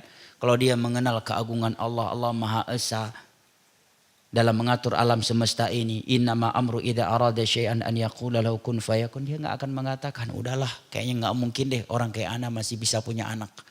Nabi Ibrahim punya anak di umur 80 tahunan. Istri Nabi Zakaria udah divonis mandul oleh dokter dunia. Tidak membuat Nabi Zakaria pesimis berdoa. Karena beliau tidak melihat kepada kelemahan diri beliau dan istrinya. Tetapi melihat kepada keagungan Allah Jalla wa'ala. Allah sembuhkan istri yang udah divonis oleh dokter dunia mandul. Kami wa aslahna zaujah, kami perbaiki dan kami berikan anak, dan nama anaknya langsung dari Allah, dan itu nama perdana di dunia ini yang bernama Yahya. Belum pernah ada nama Yahya di dunia sebelum itu. Ada yang mustahil. Maryam nggak punya suami, punya anak. Nah, ini bukan dalil bahwa wanita kalau hamil anak kan kayak Maryam. Inti kalian jangan berburuk sangka aneh zina ya. Saja ini Maryam katanya. Itu ada dalilnya dari Al-Quran dan Sunnah. Hukum asal wanita kalau hamil tanpa suami, apalagi kalau bukan zina. Gak mungkin karomah. Karena dia bukan Maryam. Allah musta'an. Sebagian orang karena gak ingat keagungan Allah, gak kenal Allah, makanya dia malas bertawakal. Terlalu lemah, terlalu jahil tentang keagungan Allah Jalla wa'ala. Nabi Ya'qub terpisahkan puluhan tahun dengan Nabi Yusuf. Kemudian Binyamin ditipu berulang kali oleh anaknya. Beliau enggak pesimis. Selalu berdoa kepada Allah. Ya, selalu mengatakan fasabrun jamilullah musta'an. Allah tempat aku memohon pertolongan. Nah. Yang kedua kata para ulama adalah al-ghurur wal i'jab bin nafs. Tertipu dan ujub dengan diri sendiri. Akhirnya lupa bertawakal sama Allah. Gak mungkin, aneh gak bisa. Gak mungkin. Apa yang gak mungkin? Kita ini lemah aja mah. Allah maha mampu menjadikan orang yang terkaya di Indonesia di detik ini menjadi orang termiskin di detik ini. Mampu apa enggak? Mampu. Terkadang kita karena melihat kepada materi yang kita miliki, seolah-olah nggak perlu tawakal lagi. Padahal naik motor aja kita butuh tawakal, ya kan? Masuk ke WC aja butuh tawakal sama Allah. Mau berhubungan, melakukan hubungan pasangan suami istri aja dianjurkan untuk bertawakal kepada Allah. Bismillah, Allahumma inni a'udzubika, Allahumma jannibna syaitan wa jannibi syaitan ma razaqtana. Semua doa itu kan bentuk tawakal. Masuk ke masjid aja kita suruh bertawakal. Bismillah. Allahumma ftah li abwaba rahmatik. Tanpa bantuan dari Allah bisa jadi berat baru menginjak anak kaki. Tangga yang pertama udah jatuh ente, kesandung jatuh. Bawa sampainya malah ke IGD bukan ke masjid.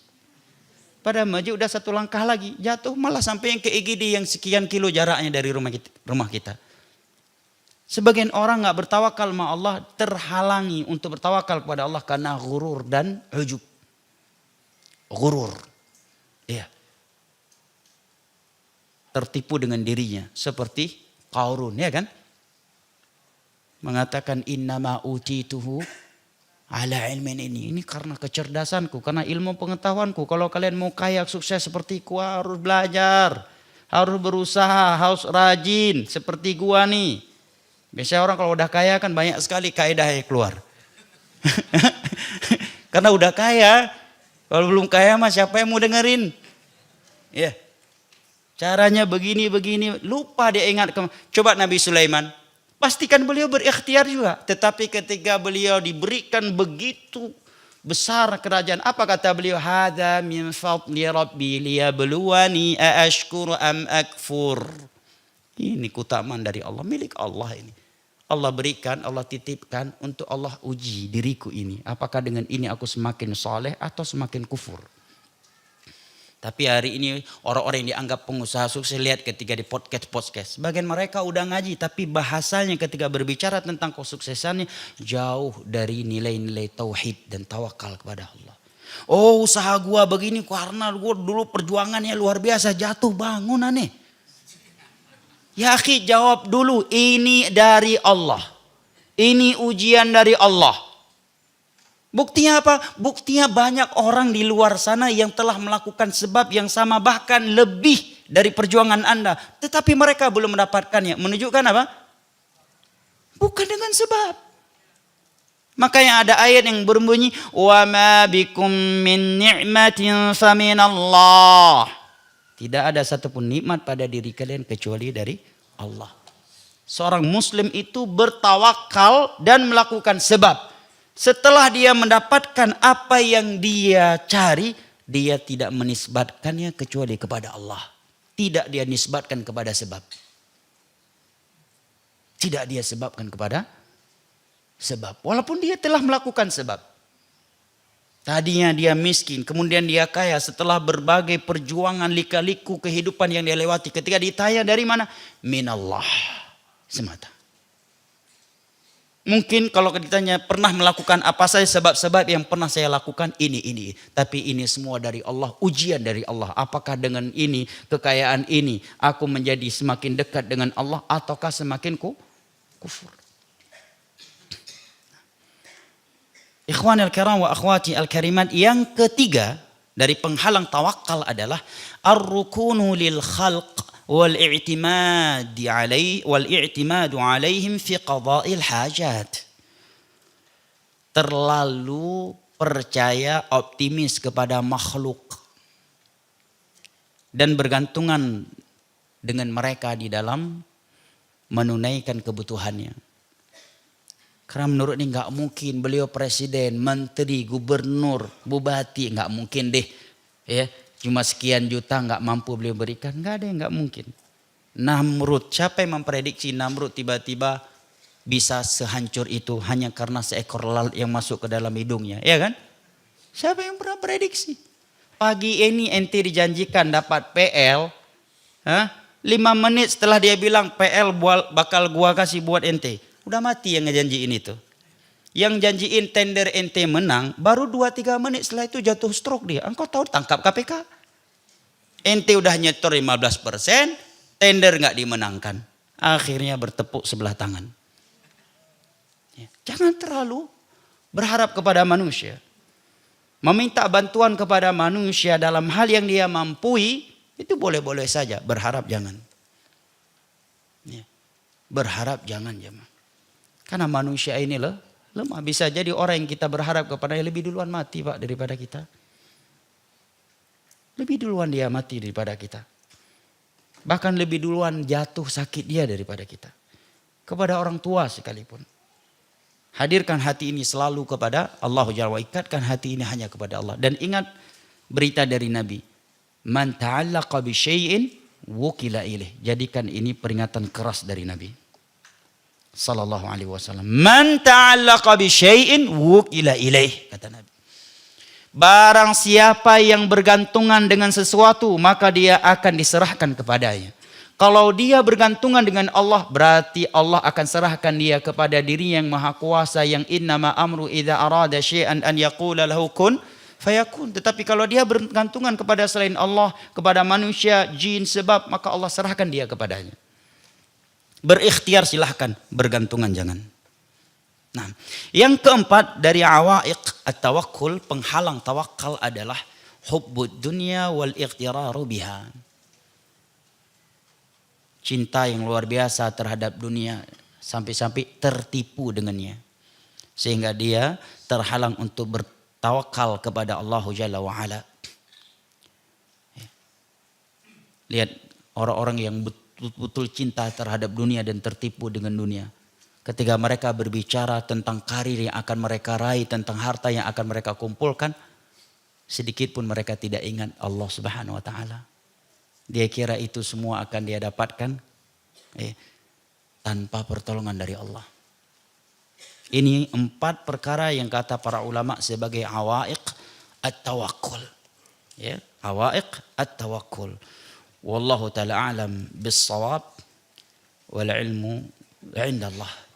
Baik jamaah ini muliakan Allah, kita cukupkan sampai di sini. Lebih dan kurangnya ana mohon maaf, dan semoga Allah Jalla wa ala menjadikan kita dari hamba-hambanya yang bertawakal kepadanya, dan agar Allah Jalla wa ala tidak mewafatkan kita kecuali dalam keadaan dia cinta, ridha dan husnul khatimah. Amin ya rabbal alamin.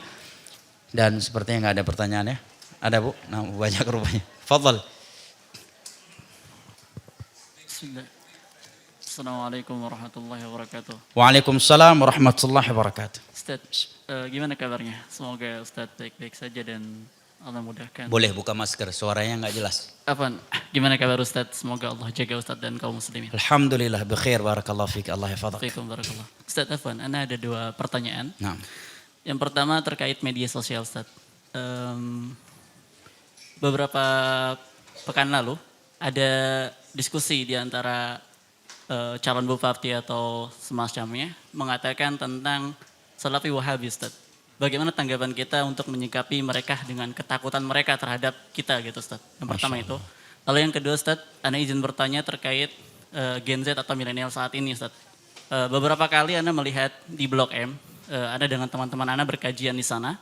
Qadarullah teman-teman Ana lebih banyak memperlihatkan jubah-jubah mewah premium hingga akhirnya jadi ajang sebagai bentuk kemewahan gitu Ustaz. Mohon nasihat untuk kita yang sebagai milenial. Barakallahu fikum. Yang pertama ya terkait sebagian cabub, jawabub dan semisal dengannya yang mengangkat tema tentang Salafi Wahabi sebagai tantangan buat keutuhan NKRI dan sebagainya. Maka kita katakan apakah ini maksud dengan Salafi Wahabi? Apakah yang dimaksud dengan Salafi Wahabi orang yang suka demo pemerintah, mencaci maki pemerintah, mengkritik pemerintah terang-terangan, membolehkan pemberontakan, ya bom bunuh diri? Maka kita katakan naam, ini harus sama-sama kita perangi, dan inilah yang diperangi oleh dakwah sunnah siang dan malam. Kalau dalam kitab-kitab akidah mereka dibahasakan dengan kaum khawarij. Tetapi apabila ini maksud dengan Salafi Wahabi adalah orang-orang yang menjalankan agama Islam ini dengan mengikuti Al-Quranul Karim dan hadis-hadis Nabi SAW yang sahih dengan pemahaman para salaf, ada dalilnya dilakukan, tidak ada dalilnya tidak melakukannya, maka hal apa yang perlu dikhawatirkan dari mereka? Yang kedua, orang yang mengangkat tema ini dalam perdebatan politiknya menunjukkan ada hal yang negatif darinya. Kenapa? Yang pertama, di Indonesia alhamdulillah kita punya TNI, dengan kekuatan yang luar biasa yang Allah berikan. Kita punya Polri yang luar biasa yang Allah berikan kekuatan. Ya, kita punya dan yang lain-lainnya dari negara yang bisa mengetahui kalau memang itu mereka mengancam negara, nanti akan ditangkap. Kenapa yang harus khawatir? Berarti selama ini dia meragukan kekuatan negaranya sendiri. Ya kan? Kalau dia bilang dikhawatirkan, nanti ada polisi yang nangkap. Ada intel dari polisi, dari tentara, dari dan berbagai ya dinas yang ada di dalam negara kita atau instansi yang ada di dalam negara kita. Kenapa yang harus dikhawatirkan? Yang berikutnya berarti dia tidak paham apa itu Pancasila. Kebebasan di dalam beragama. Selama kebebasan tersebut masih di dalam undang-undang dasar kita. Berarti dia mengajarkan intoleran. Nah, mengajarkan intoleran. Kenapa orang-orang yang mengkhawatirkan Salafi Wahabi dengan makna di atas tetapi tidak pernah mengkhawatirkan isu Syiah? Ini kan tanda tanya besar. Coba lihat politikus-politikus yang selalu mengatakan dikhawatirkan Wahabi berkembang dan sebagainya. Kenapa mereka nggak mengkhawatirkan Syiah? Tidak ada suatu negara berkembang Syiah kecuali Sunni dibantai. Suriah siapa yang bantai? Syiah. Dan sekutunya. Yaman, Markis Darul Hadis Syekh Muqbil yang beliau dirikan dari tahun 70-an. 2013 atau 2011 atau 12 jadi debu, dibombardir oleh kaum Syiah. Di Irak sekian ulama sunnah dibantai oleh kaum Syiah. Tetapi lihat di mana ada negara yang dikatakan banyak Wahabi di situ, tapi selain Wahabi dibantai. Syiah di Madinah, jauh dari kota Madinah, itu terlindung karena sebagai warga negara. Terlindung mereka, haknya sama. Karena memang sudah ada perjanjian dari semenjak kerajaan yang pertama. Nah, kapan sejarahnya Salafi Wahabi menghalalkan darah kaum muslimin? Mana buktinya? Kecuali cerita palsu dan dusta terhadap Syekh Muhammad bin Abdul Wahab. Dan kita alhamdulillah pemerintah kita punya Polri, punya TNI dan sebagainya. Insya Allah kalau ada yang radikal pasti pihak aparat duluan yang tangkap. Dan kita bantu. Tapi sayangnya isu Syiah nggak pernah diangkat. Isu Syiah nggak pernah diangkat. Menunjukkan apa? Jangan-jangan Syiah orang yang seperti ini. Syiah menghalalkan mut'ah. Ini menghancurkan negara ini.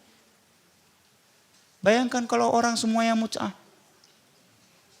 Berpotensi terkena HIV, AIDS. Runtuh negara ini kalau semuanya kena AIDS, semuanya kena HIV. Runtuh negara ini. Belum lagi sifat mereka yang taqiyah menghalalkan darah orang yang di luar mereka. Walaupun terlihat lembut sekarang. Lihat di Irak, lihat di Iran, lihat di Suriah dan sebagainya. Dan kita nggak perlu khawatir jamaah. Ya, tuduhan-tuduhan yang seperti ini bukan hal yang baru. Ya, bukan baru. Ini sudah berulang kali terjadi. Nabi juga dituduh demikian dan sebagainya. Dan agama ini milik Allah. Kita nggak pernah mengkhawatirkan agama Allah. Yang perlu kita khawatirkan adalah diri kita akankah tetap istiqamah hingga akhir hayat ataukah tidak. Yang kedua tadi terkait antum sebutkan apa kalau pergi ke kajian ke Blok M tadi. Melihat teman-teman memamerkan baju-baju yang berkualitas. Begitu? Ini baju saya keren. Yang pertama, akhi berbaik sangka aja. Ya, hidup ini udah agak sempit. Jangan kita sempitkan diri kita dengan kejulitan kita sendiri. Ketika dia menyebut ini harga baju saya, bisa nggak kita berbaik sangka? Mungkin dia dalam rangka at-tahadduts bi ni'matillah. Dia ingin melaksanakan firman Allah wa amma bi ni'mati rabbika fahadits. Kita aja yang kebaperan terkadang. Ya kan? Berbaik sangka saja. Karena kalau kita berburuk sangka, kata Hasan al-Basri, ente benar nggak dapat pahala, ente salah, ente dusta dan berdosa. Iya, kata Hasan al-Basri, Suudzon itu kalau benar ente nggak dapat pahala. Kalau salah ente pendusta dan pendosa. Ya, kata Hasan Al-Basri. Ini yang pertama. Yang kedua, hal-hal yang seperti ini menjadi terkadang merusak hati kita karena kita sendiri berarti masih cinta sama dunia. Kalau kita nggak cinta sama dunia, lihat kawan kita dunia yang lebih dari kita, nggak ngaruh. Kenapa mulai si fulan dapat mobil dari mana, gaji yang UMR, masa bisa punya mobil? Apa urusan kita? Anggap dah itu mobil siluman. Kan antara dia sama Allah. Ya kan? Kalau memang betul itu hasil curian, lapor ke polisi. Ya. Karena kita terkadang masih cinta kepada dunia. Sehingga begitu melihat kawan bawa dunia yang lebih, kita gimana gitu. Padahal ya, kalau kita nggak cinta sama dunia, nggak peduli. Nabi miskin, para sahabat yang ada yang kaya. Utsman bin Affan pernah sedekahkan 600 ekor onta dalam satu kesempatan. Kalau beliau orang miskin mungkin. Ya. Para sahabat ada yang kaya dan ada yang miskin. Sampai-sampai sebagian sahabat ada yang cemburu ke Nabi, wahai Rasulullah, ini kawan-kawan kami yang kaya ini bakal mendahului kami ke dalam surga. Lebih banyak bersedekah, memerdekakan budak dan sebagainya. Kemudian masalah pakaian, innallaha jamil yuhibbu kulla jamal. Allah maha indah dan mencintai setiap yang indah. Dan ini Nabi sabdakan adalah tatkala ada sahabat Nabi yang takut dirinya sombong setelah Nabi mengatakan gak akan masuk surga orang yang ada kesombongan di dalam hati walaupun sebesar biji gandum. Dia pun mengatakan, wahai Rasulullah, aku suka memakai baju yang bagus, sendal yang bagus. Apakah itu bagian dari kesombongan? Maka Nabi pun mengatakan, innallaha jamil yuhibbu kulla jamal. Allah itu maha indah, mencintai segala keindahan. Kesombongan itu adalah menolak kebenaran dan merendahkan manusia. Yang berikutnya, barakallahu fik, hendaknya kita bergaul dengan orang yang sekufu dengan kita agar tegangan sosial tidak terjadi. Ini penting. Karena Nabi mengatakan al-arwahu junudun mujannadah. Ruh manusia ini seperti pasukan di medan tempur. Bagaimana pasukan di medan tempur? Kalau dia melihat ada pasukan lain yang memiliki simbol yang sama, diberikan sandinya sama, dia akan merapat. Ya kan? Tetapi begitu di medan tempur dia melihat ada sekelompok pasukan, simbolnya berbeda, sandinya pun berbeda, pasti dia akan jaga jarak. Begitu kita juga. Orang yang cinta dunia akan bermain sama cinta dunia. Orang yang zuhud akan sama zuhud. Makanya ada ucapan sebagian ulama salaf yang mengatakan, rahimallahu imra'an arafa qadra nafsih. Allah merahmati seseorang yang tahu kadar dirinya. Kalau ente pemakai ibu-ibu misalkan sukanya mampunya cuma tas-tas KW, cari besti-besti yang pakai kelas KW juga, Bu. Ini udah tahu dirinya cuma mampu beli tas KW. Mainnya sama besti-besti yang belanja tasnya paling dekat ke Singapura. Ya meleleh nih ludah. Ya enggak, ente mampunya Toyota, main sama orang yang pakai mobil Jerman. Ya, kita mainnya mampunya Avanza, mau gabung sama grup klub Land Cruiser. Bukan mereka yang salah, kita yang salah alamat, yang tak tahu kadar diri. Iya, Ustadz pun terkadang harus begitu, man. Ya, kalau dia terlalu bergaul sama ustadz yang banyak, yang ya rezekinya bagus, ekonomi bagus, ustadz bisa ya kurang juga zuhud. Cari ustadz yang sama ekonominya. Jangan sih ustadz yang ekonomi lebih tinggi, ya kan? Rahimallah. Makanya dalam nikah saja kita dianjurkan untuk mencari yang sekufu, yang selevel. Ya ibu-ibu ya, kalau mampunya cuma tas-tas KW, Bu, cari teman-teman yang tas KW juga, Bu. Jangan, ini teman duduk ya, bukan kenalan. Ini udah tahu dirinya cuma mampu tas KW.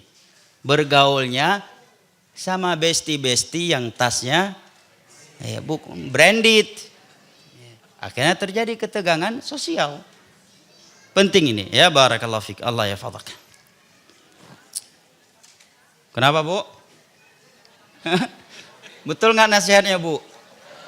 Betul. Nah, akhirnya suami yang naik asam lambung ketika istrinya pulang, ya kan? Bang tadi bagus banget tasnya bang. Ya iyalah suaminya penghasilan 100 juta sebulan. Suami ente 1,5 juta. Akhirnya suami yang kena asam lambung. Karena istri salah gaul yang tidak tahu kadar dirinya.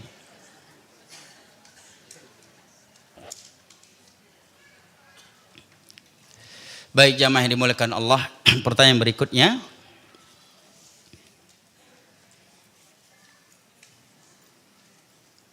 Mau nanya salat sunnah Ustaz.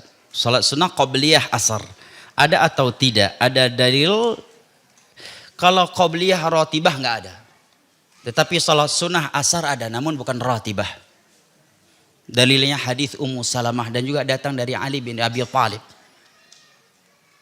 Beliau salat 4 rakaat antara adzan dan iqamah salat asar. 4 rakaat di sini boleh dengan 3 cara.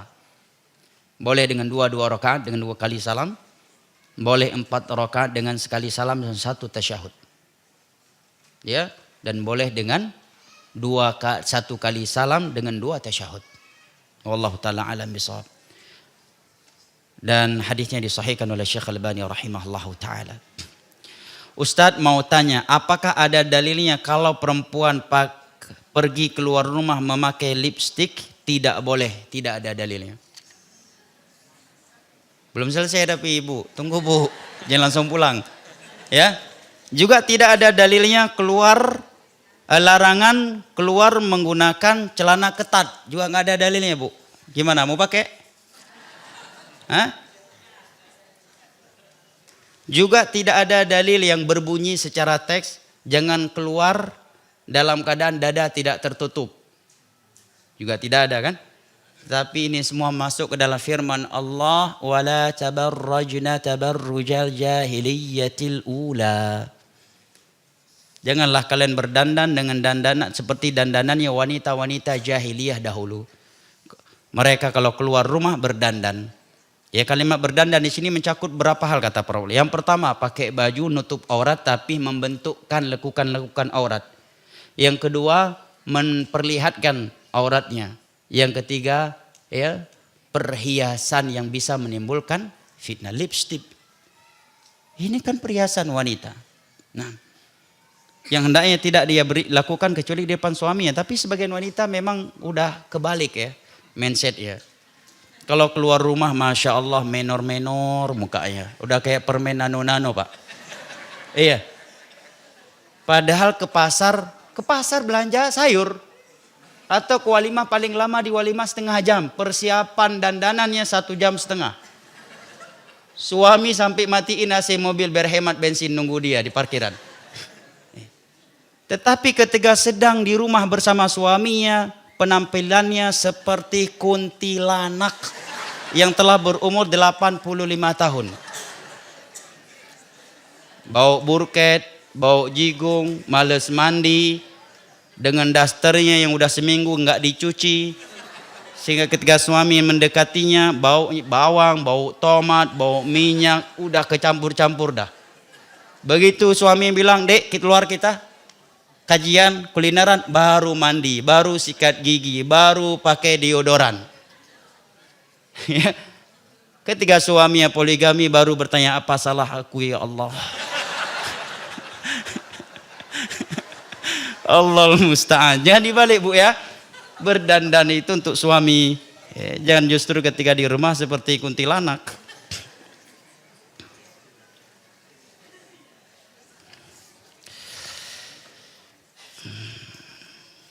Izin bertanya Ustaz, saya seorang perantau dan sudah bekerja. Nah, pada pekerjaan saya setiap hari selalu mendengarkan musik solusi. Yang pertama, perbanyakkan zikir. Ya, memang ada sebagian ulama, sebagian athar sahabat masukkan gini, tapi kan nggak mungkin selalu. Selama hati antum membenci, karena ini udah di luar kemampuan. Fattaqullaha mastata'tum. Selama kita tidak menikmatinya, makanya ada dalam hadis disebutkan dia menikmati istama, bukan sekedar terdengar, sengaja dengan mendengarin. Sekarang siapa yang bisa lepas dari musik? Ustadz sekalipun nggak bisa. Ya kan, di masjid pun banyak musik hari ini. Setiap 1/2 jam sebelum adzan kasidahan, musik juga, ya kan? Hampir nggak ada yang selamat dari fitnah musik hari ini. Fattaqullaha mastata'tum. Usahakan untuk tidak menikmatinya sengaja, ya.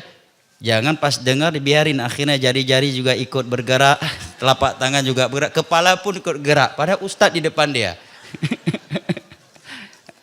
Ini sudah menikmati, ya, sampai-sampai bisa nostalgia dan bisa murojaah lagi kalimat-kalimat tersebut. Tapi kalau sekedar dengar tidak dinikmati, ya, bahkan dia selalu beristighfar, maka insya Allah ya tidak mengapa. Wallahu a'lam bishawab. Baik, jamaah yang dimuliakan Allah, kiranya ini yang dapat kita kaji pada kesempatan kali ini. Insya Allah pertanyaan ini ana bawa, mudah-mudahan bisa ana jawab di pertemuan berikutnya. Subhanakallahumma wa bihamdik, asyhadu an la ilaha illa anta, astaghfiruka wa atubu ilaik. Wassalamualaikum warahmatullahi wabarakatuh.